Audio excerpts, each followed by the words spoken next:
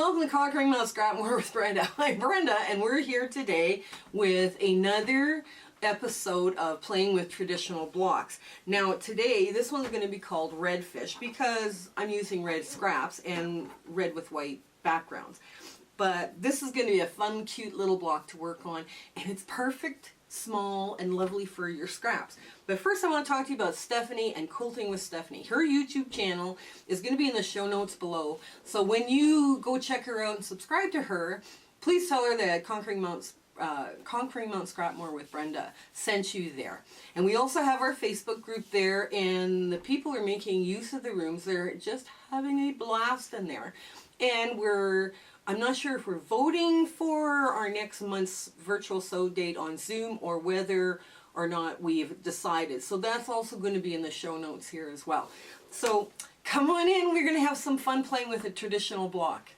Okay, so here all the cutting instructions are down below. And again, we're just going to take these big oversized triangles, and I'm going to grab a rotary cutter and I'm going to cut them. I'm going to just piece them like a triangle. So what I want to do is I want to go from point to point, and with a rotary cutter, that's open, there. This is part of it, and these are also part of it. Now, I cut a bunch of these, and all the cutting instructions are below in the show notes. The only thing you're watching this for is the assembly of. So again, I'm going to put your there. Perfect. And this. So redfish is kind of a funny little, it's probably called something else somewhere else, but I couldn't find really a name of it, but it looks like redfish when I'm done. So let's start with getting this, showing you what this is. The first one that comes out is the one in the center. And there, and there. Just like that, right? Now, we're going to go like this. I know that looks like it's not going to fit, but it does. And like this. Oh, let's turn this over that way. So I've got some different kind of reds going on here. And now this red, these dark reds, they come together like this. So it looks like a fishtail, right? Now, with these little, because you've got oodles of these, we're going to go like this and like this. And you're basically going to do some very tiny little piecing, but it's going to be okay. You're going to be fine with the piecing. Oops, hang on. We've been playing with camera angles, and I don't know if we don't have the right equipment or what, but these camera angles are just hard. It's like we don't have enough space. So you're going to lay it out like that. And you see all of that? Anyway, so the first thing you do, the first things first, let's get these little triangle areas done first. So we're going to do the outside first. And we want just a scant 1/4 inch, because this is a tinier block. So you just want to run your sewing machine with just that tiniest, where that block is just kissing that 1/4 inch line. Like that's what mine looks like. It looks like it's kissing. It's not on the line. It's not anything. It's just coming up just beside the line. Okay. And the other thing too, you should probably try and, these are the outside pieces, the whites. So if you have an opportunity and you've got them a little bit bigger, that's okay, because you can always trim them down. So let's get another red piece through. A leader ender, that's, I know, leader ender. I'm making crumb blocks because like I say, I mined my red and orange crumbs for scraps, and this is what I got. So I'm going to cut this at a steeper angle just because I want to remove bulk. And I want to push it like that. Like that. And I want to leave an 1/8 of an inch on where the thread is, right? Where the thread comes.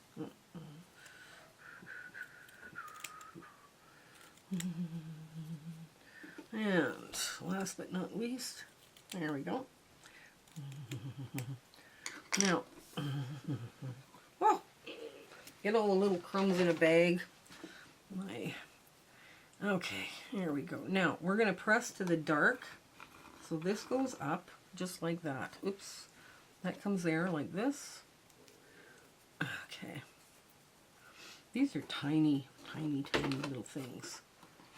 And we're going to put that one there.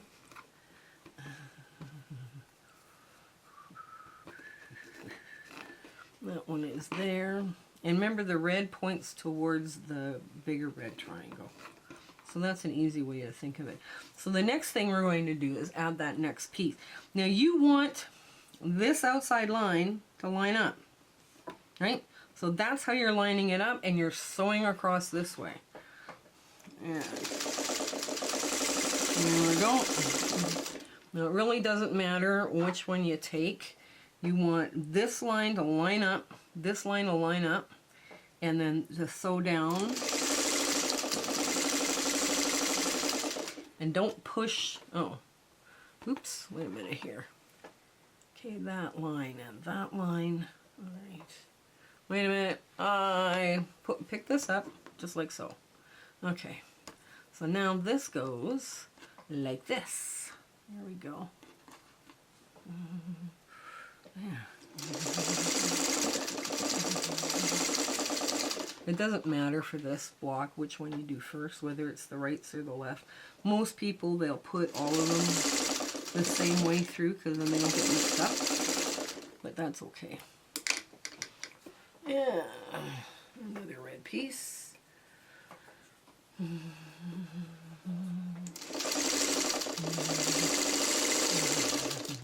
Now,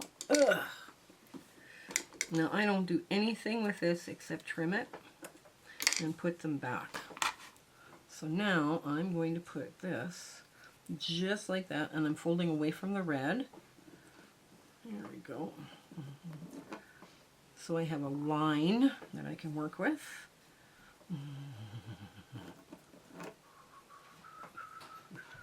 Oh, I'm folding away from the red, so it's like this. Then, there. So now I'm going to fold. Now I'm going to sew on this triangle, except now I'm lining up to this. This line gets lined up. And you take your time lining that up, because this will give you your triangle. Okay. So get it under. Okay. This lines up with this. So nice. There we go. Perfect. And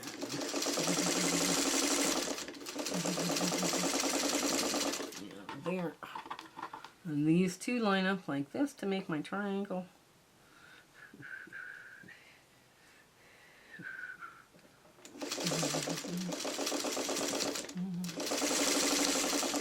And there.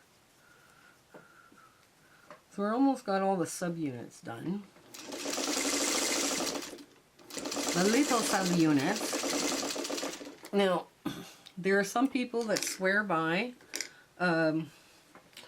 fold over, or fold to the dark, or press open, or whatever. Sometimes you need that extra thread sometimes. So if they're telling you to press open, that's actually a really good idea. Press open. Now, there's a trick to this, because we're going to take all these little triangles and put them to the big triangle. And the best trick not to lose your point is to put this on top. Now, when you are doing this, this will cross like this. I don't know if you can see that thread but it crosses. X marks the spot. And you want to be on this side of that X because you don't want to lose your point. Now, we're just going to put this perfectly in place. And if you have to steer, steer. But you just want that thread coming up and kissing that point. And here we go. Put this in. And we're going to match up our ends. Oh, they match up so nice. There we go. And we're going to make sure we only kiss that X, not cross it, or not, we don't want to lose our point. We put lots of effort in now already to get this point lined up. And this lines up absolutely perfect. You can't miss it because you folded it the right way. So you cannot miss that point. So just, you can kind of steer. If you had a clear foot on your sewing machine, that's it. This is the time to pull it out, because then you end up with absolute perfection. If you sew your stuff like this, you can't see your point. You sew it like this, this is where you see your point. Okay. Now, ooh, this one's a little shy, so we want to steer. That's okay. And we get another little piece. Oh, hang on. I'm going to get a bigger piece than this. There.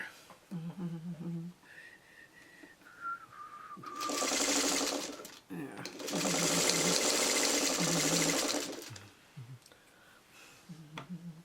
And so now we are going to take these apart, and we are going to clip off the little end and leave that 1/8 open on the end. And I do it a little deeper just to get rid of the bulk.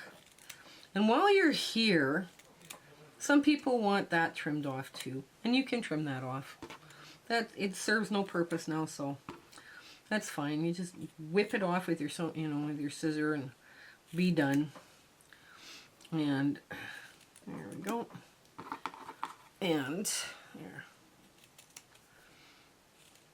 This is another one that's really good for leader ender, because you can put a lot of blocks together, especially if let's say you're working in one color family, right?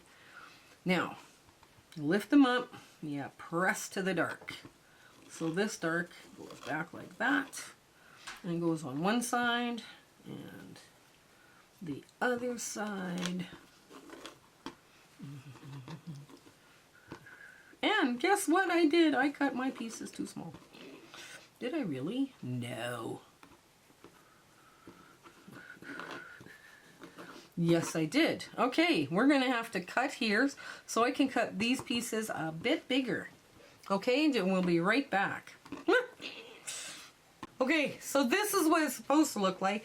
I have corrected the cutting instructions for this because this was a 1/2 inch too long. Now, when I was cutting this yesterday, I was at a virtual sew date, and I was having way too much fun. And the reality is I should have been paying attention as to what I was doing. But, okay, that being said, I'm going to show you now how to web these blocks so that they go together really nice. Okay, now we're just lining everything up, just so.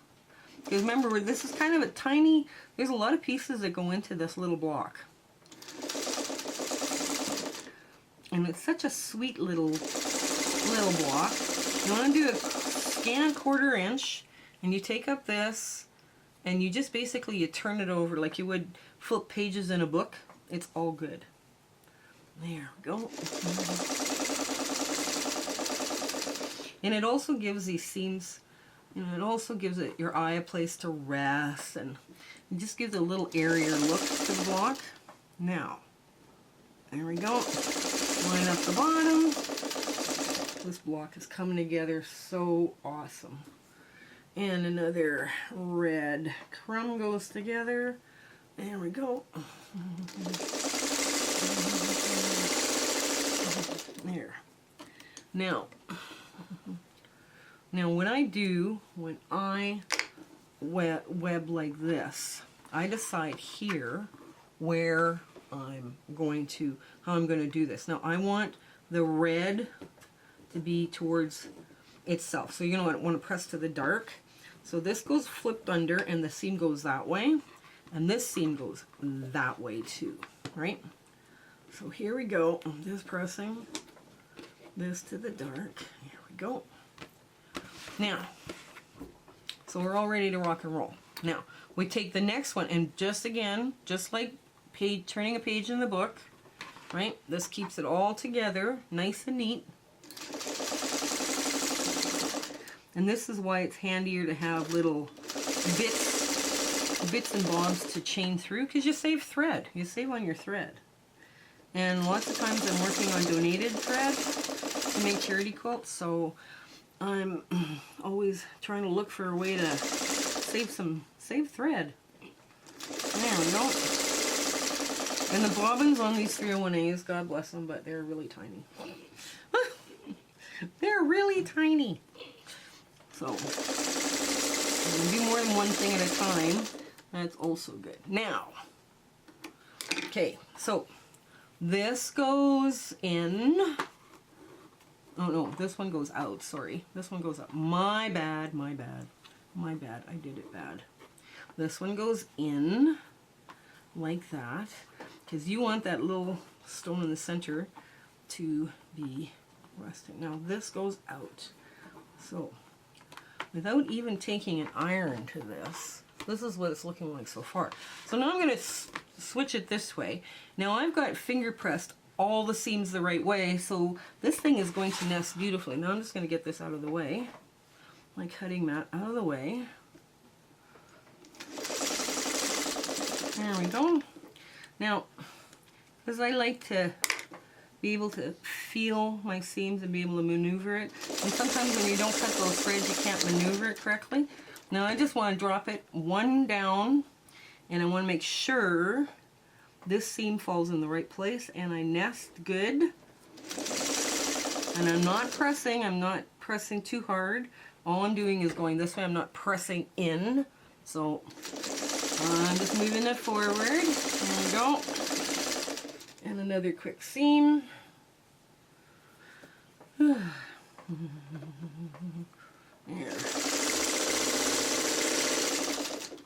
Okay. And now the last seam on this block.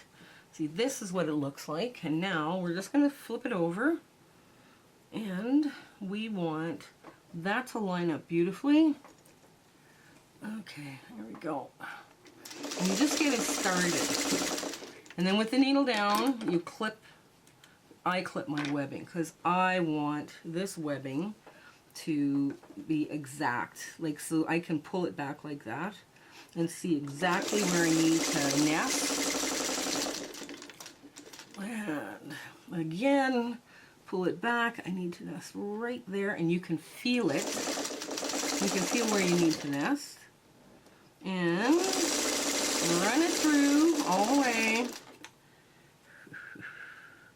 And run through yet another little red crumb.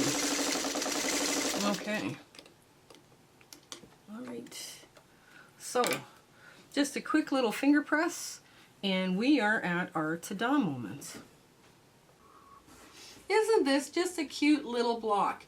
And I called it redfish. I'm sure there's other names for this, but I couldn't believe how quickly this came together when I started drawing it out. And I thought, okay, this block would be fun if you're doing all scrappy neutrals, or you had to do all scrappy reds, or whatever color you decided you were going to go with.